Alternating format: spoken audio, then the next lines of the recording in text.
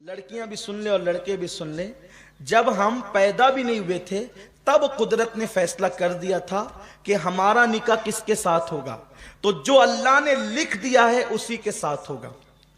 अगर हर लड़की के साथ हमारा निकाह जा जिसको देखा हो जाता तो ये जो रिश्ते आके जो वापस जाते हैं ना, कई कई साल तक चलता रहता है। आ रहे जा रहे, आ रहे जा रहे। क्यों लोग परेशान होते हैं? अरे सैयद साहब इतनी जगह जाते हैं, पसंद ही नहीं आता। मैं कहता हूं जा लिखा तू वहां पहुंच ही नहीं रहा है। जहां अल्लाह ने लिखा है तू वहां पहुंच ही नहीं रहा है। जहां अल्लाह ने लिखा है जिस दिन वहां पहुंच जाएगा और वो वक्त आ जाएगा तो फिर चट मंगनी पट बिया वाला मसला भी हो जाएगा। लेकिन जब अल्लाह ने जहां लिखा है तू वहां पहुंचता ही नहीं है तो अभी इंतजार कर। ये अल्लाह की तरफ के फैसले होते हैं, अल्लाह की तरफ के। तो रिश्ते आए जाए तो बहुत ज्यादा जो दिमाग पे टेंशन मत लिया करो। अल्लाह ने हमारी तकदीर में लिख दिया है तो होना ही होना है। कोई बगैर जोड़े का जमीन पे नहीं आया है। और बेटियों को जल्दी रिश्ते नहीं आते तो माँ बाप खुद उसको ताना देते, कैसी है तू, मनूस है, तेरी तकदीर फूटी हुई है, तुझे अच्छे रिश्ते नहीं आते, हम परेशान हैं। यार उस बेटी का क्या कसूर है? अल्लाह ने जब लिखा है तभी शादी होगी। शादी वक्त से पहले नहीं होगी, मौत वक्त से पहले नहीं आएगी, रोजी वक्त से पहले नहीं मिलेगी। अल्लाह ने जब जहां लिखा है उसी वक्त होगा। जो टाइम आ जाएगा उसी वक्त होगा, वरना नहीं होगा। हमने तो ऐसी शादियां भी इस छोटी सी उम्र में देखी है। मैंने एक शादी ऐसी देखी है अपने बचपने में कि बारात तैयार होगी और तैयार होने के बाद किसी मामले पर झगड़ा हो गया बारात के अंदर। तो क्या हुआ, लड़के वालों ने अपनी अना बताने के लिए कहा हम बारात वापस ले जा रहे हैं। ये हुआ, हम बारात वापस ले जा रहे हैं।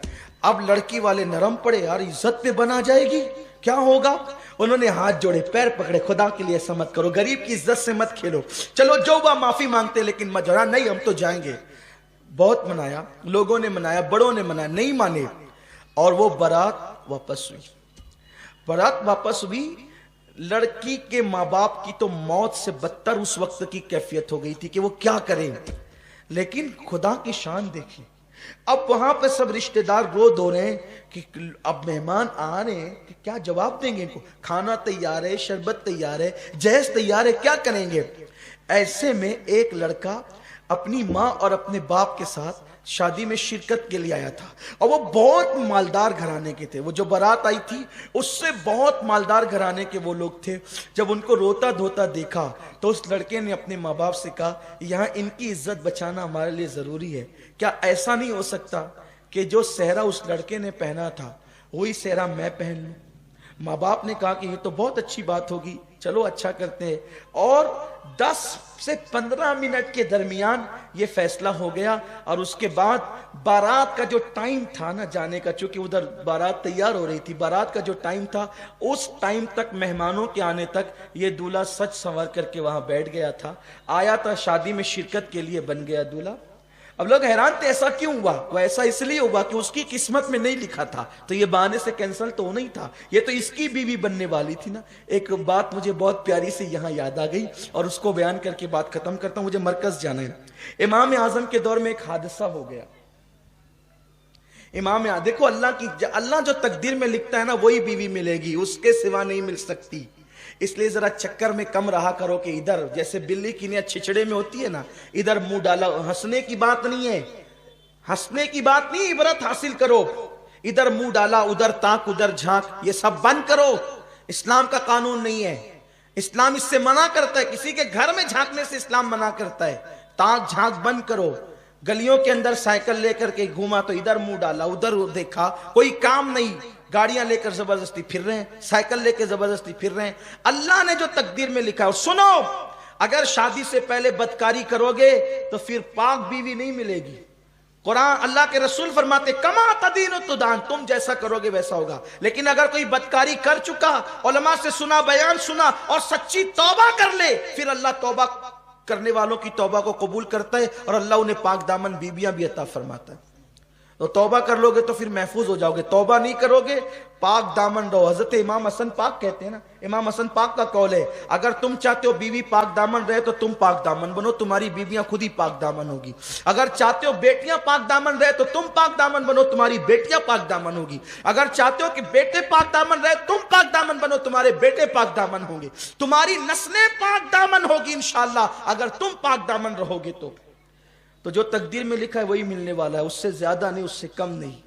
इमाम आजम अबू हनीफा रहमतुल्लाह ताला अलैह के दौर में ऐसा हुआ कि दो भाइयों की एक साथ शादी हुई, दो भाइयों की एक साथ शादी हुई और इत्तेफाक से दो बहनें भी वो थी, इधर दो भाई इधर, ऐसा होता है ना, दो भाई दो बहन हो गई। अब वो दोनों बहनें आई इधर से और ये दो भाई, शादी हो गई। तो इत्तेफाक ऐसा हुआ जब हुजरे में पहुंचाने की बात आई तो औरतों की गड़बड़ी की वजह से और दुल्हनें तब्दील हो गई, दुल्हनें तब्दील हो गई। यानी इस भाई का जिससे निकाह हुआ था उसकी बीवी इसके साथ चली गई और इसका जिससे निकाह हुआ था उसकी बीवी इधर चली गई। जब अब रात तो गुजर गई, सुबह हुई, तो सुबह होने के बाद ये बात खुल गई कि भाई वो जो औरतों की कोताही की वजह से दुल्हन तब्दील हो गई, इसकी इसके साथ चली गई, इसके इसके साथ चली गई। इत्तेफाक से उस वलीमा में इमाम आजम भी मौजूद थे, इमाम सुफियान सौरी मौजूद थे, इमाम आमश मौजूद थे, इमाम हम्माद, यानी बड़े बड़े उस दौर के अकाब, यानी कितने बड़े घर में शादी रही होगी वो कि इमाम आजम जैसे लोग उस वलीमे में शरीक हुए होंगे।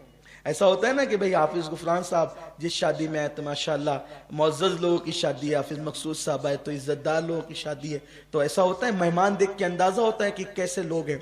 अब इमाम आजम जिसकी शादी में जाए वो वाकई इमाम आजम अबू हनीफा, तो वो लोग सब बैठे थे, वो औरतों से बात बाहर आई कि औरतें आपस में कानाफूसी करने लगी कि दुल्हन चेंज हो गई, दुल्हन चेंज हो गई। अब औरतों को बात पता चले तो वो छुपना कब थी, तो सब, अब हर दौर की औरत तो औरत ही होती है और हर शहर की औरत ही होती है। खूब चीख पुकार होने लगी, अब क्या होगा, अब क्या होगा। मर्दों ने इमाम सुफियान सौरी से और दिगर इम्मा से कहा कि ये जो औरतें तब्दील हो गई कि क्या करें। वो कहा कि तब्दील हो गई तो क्या करें, इसकी इसके साथ कर दो, इसकी इसके साथ कर दो, भाई जो जिसके साथ थी उसके साथ कर दो, क्योंकि ये गलती से वह जानबूझकर तो हुआ नहीं है। अब भाई फतवा देना ही बहुत अहम नहीं होता है, फतवे को देते वक्त ये भी तो सामने रखना होता है कि इस फतवे का असर क्या होगा। असल बात ये है कि चलो ठीक है, जो जिसकी बीवी थी उसके पास पहुंचा दो, गलती से हो गया तो क्या करेंगे। भाई दो बहनें हैं, दो भाई है, एक घर में रहते हैं, अब इसने इसके साथ रात गुजारी, इसने इसके साथ रात गुजारी, अब इसको फिर इसके पास भेजे, इसको इसके पास भेजे, तो ये जिंदगी भर एक दूसरे से नजरें मिला सकेंगे, दोनों भाई एक दूसरे को देख सकेंगे, क्योंकि ये तो इसकी बीवी के साथ गुजार चुका है रात, वो उसकी बीवी के साथ रात गुजार चुका है। तो घर वालों को थोड़ा सा तरह कि भाई चलो ठीक है, जो बीवी जिसकी उसके पास रहेगी, लेकिन ये रात कहीं और गुजार चुकी है और वो सारी जिंदगी नजर उठा के एक दूसरे को देख सकेंगे, क्या करेंगे। लेकिन उस महफिल में खुशनसीबी उनकी ये थी कि हमारा इमाम इमामुल अइम्मा सिराजुल उम्मा काशिफुल गुम्मा नौमान बिन साबित, जिस पर फिक्र को नाज है, जिस पे इस्लाम को नाज है, जिस पर मुस्तफ़ा जाने रहमत को नाज है, वो इमाम आजम अबू हनीफा फरमाते हैं ये फतवा तो अपनी जगह है कि हर औरत अपनी शौहर के पास चली जाए, लेकिन कुछ समाज का भी तो मामला है, कुछ घरेलू भी तो मामलात है। एक काम करो, दोनों दूल्हे को मेरे पास बुलाओ। वो दोनों दूल्हे आए, आपने उससे पूछा तूने जिसके साथ रात गुजारी वो तुझे पसंद है, उसने कहा हाँ। दूसरे से कहा तूने जिसके साथ रात गुजारी वो तुझे पसंद है, उसने कहा हाँ। फरमाया अब एक काम करो, तुमको ये पसंद है जिसके साथ तुमने रात गुजारी, तो ये जो तेरी बीवी थी तेरे निकाह में थी, तू उसको तलाक दे दे और तू इसके साथ निकाह कर ले जिसके साथ तूने रात गुजारी, और तू इसको तलाक दे दे और ये इसके साथ निकाह कर ले जिससे रात गुजारी। क्योंकि निकाह के बाद अगर विदाई और खलवत नहीं हुई है तो तलाक दी जाएगी, तो उसमें इद्दत गुजारना नहीं पड़ेगा। तो इधर उसने उसको तलाक दे दिया, इधर उसने उसको तलाक दे दिया, और जिसने जिसके साथ रात गुजारा वो उसी की बीवी हो गई, इसने इसके साथ रात गुजारा उसी की बीवी हो गई। देखो निकाह होने के बाद भी कुदरत ने जहां लिखा था, जो जिसको मिलनी थी वो उसी को मिली ना, निकाह भी हो गया है। निकाह होने के बाद भी तो कुदरत का लिखा नहीं टलता, ला तब्दील ले कलिमातिल्लाह।